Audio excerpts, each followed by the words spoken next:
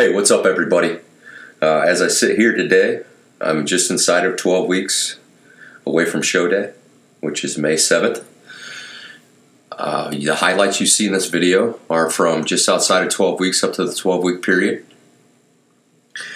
Had another good week. I'm having really good progress when I look at my posing pictures daily, and especially the posing pictures that I sent to John Meadows this weekend, who is my coach. I'm really happy with the way things have come along. Those of you that have been around fitness and bodybuilding may have heard the fact that there's two different types of people. There are those that get conditioned and tight from head to toe, and those that are conditioned and tight from toe to head. I would classify myself as the guy that gets tight from head to toe. So everything in my upper body is coming down. It's very, very lean right now. I'm showing abs. Low back is really coming down. Definition in the arms and shoulders and chest is really good. It's ahead of schedule.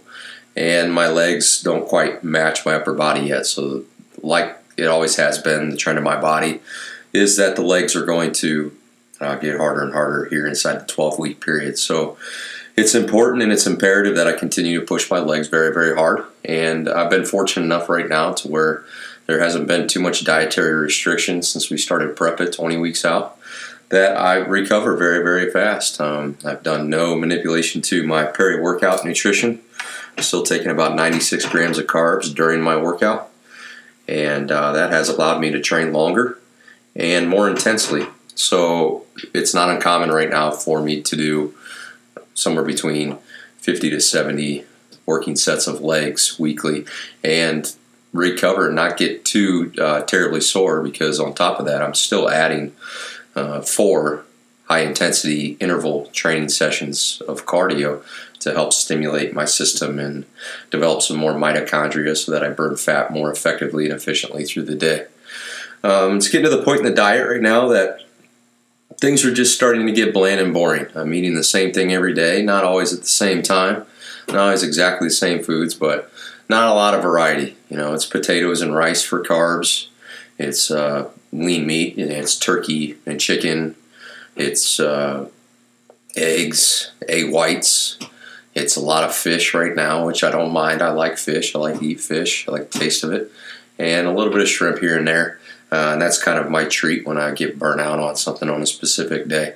So there's not a lot of choices. And the point I want to bring up is that when you get to that certain point, the lack of variety means that your body isn't maybe possibly getting all the essential nutrients, vitamins, minerals, antioxidants, proteins, fibers, all those things that it needs to continue to do all of its essential properties and functions. So to keep your hormones balanced and to detox and to continue to go into proper protein synthesis and so on and so forth.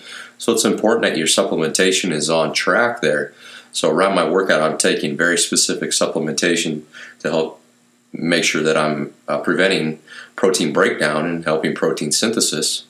And outside of my day, after my workout, I delay my time period that I take antioxidants so that it doesn't inhibit protein synthesis, but then I do take a lot of antioxidants, and it's in the form of some greens or CoQ10 or magnesium and things of that nature, so that I can continue to clear out any kind of toxins in the body, because I'm not taking in a lot of food at the time. So it's imperative, guys, that you guys work on your supplementation and that you continue to also take in extra vegetables and things of that nature that are going to help give you your fiber, your prebiotics, your probiotics. So my go-to right now is definitely sauerkraut and kimchi, which are full of probiotics, prebiotics, digestive enzymes, and that's things like that. Protease and amylase, all those things that help break down the proteins that you're taking. And I'm also taking a supplemental fiber at the same time along with my vegetables, so that I'm getting all my soluble fiber in the day. And I feel really, really great. My clarity's good, my cognition's good, I'm sleeping great at night. So I can't complain. Things are progressing very, very well. I'm going to continue to train very, very hard. Nothing's changed in my training. Went 6 days this last week.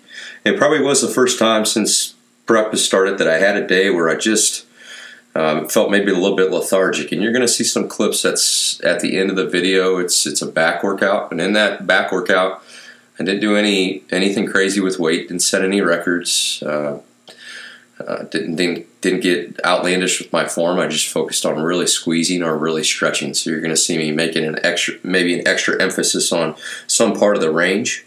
In addition, I'm trying to get creative with some of my forms of training. I'm carrying out training in different ways for legs, and you're going to see a lot of use of bands over the next couple weeks, or chains.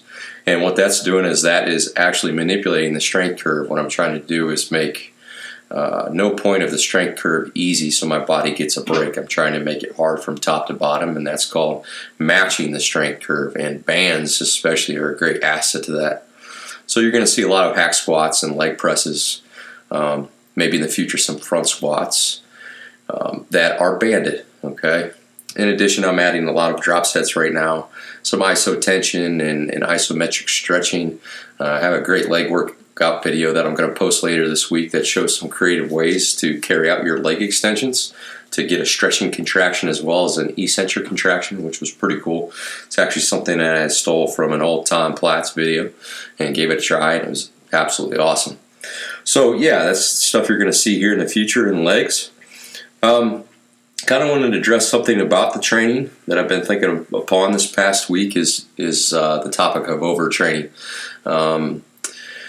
Overtraining, guys, is going to be subjective only to you. There is no black and white answer. I think that that's always a misconception, especially as I peruse through social media. I think that people want a black and white answer for everything, and when it comes to the nutrition world and bodybuilding and fitness and physique training, there isn't. Your body is different than the next person, which is different than the next person. So you have to find what works for you. My body responds really well to volume training, and it recovers really, really well. The problem is that I need to make sure that my caloric density is there to support that so that I continue to build and not break down. So finding that happy medium between the two is what is going to keep me from overtraining. I try to take an inverse approach to the overtraining topic. I think of it as, oh, not like I need to stay away from overtraining and not train too often, but hey, you know, I'm going to train as hard as I possibly can. And if I feel like I'm not recovering, I'm going to make sure my diet supports it. And I'm going to take that mindset even into my preparatory time, just because all prep really is you're just making restrictions at certain part in your day and being more mindful of when you're timing your certain nutrients so that you're always in a form of fat burning state. But that's really all it is. Other than that, your workload and your intensity and your volume, all those things should increase to their max so that you can get the most out of your training and not have to rely so much on your diet. It will pay dividends when it comes to your metabolism. So I think that in this day and age, people are way too worried about, you know, how do I periodize my training and how do I work my diet and things like that. You have to do that on a day-to-day basis when it comes to a certain point. And you have to make changes to your training on a day-to-day basis when it comes to a certain point. There's some days where I may move back training back an extra day or replace it with an arm training just because I'm not recovered. You guys have to become better at responding and listening to your biofeedback. Your body is your best tool to what it's going to tell you what it needs and what it wants. You just have to listen to it. But as far as overtraining,